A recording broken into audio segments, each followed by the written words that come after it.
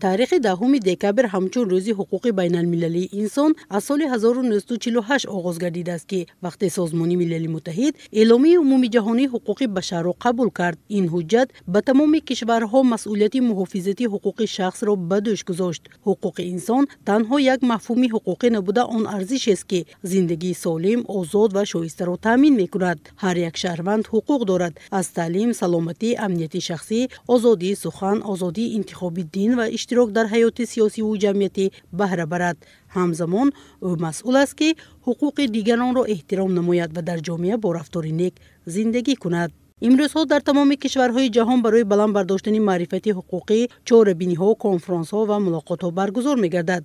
در تاجیکستان نیز به مسئله حفظ حقوق انسان توجه جدی داده می‌شود. مهمترین سند حقوقی کنستیتوسیون جمهوری تاجیکستان بوده.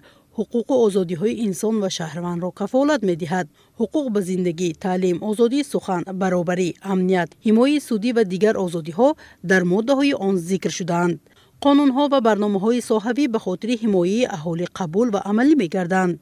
ارزش عالی داشتن حقوق آزادی‌های انسان علاوه در ماده 5 کنستیتوسیون جمهوری تاجیکستان درج کرده شده است و ناگفته نماند که یک باب علاوه باب دوم کنستیتوسیون جمهوری تاجیکستان به واسطه به این بخشیده شده است. یعنی که در ماده علاوه کنستیتوسیون جمهوری تاجیکستان یک به یک از ماده 14 آن آغاز کرده، یعنی که درج کرده شده است.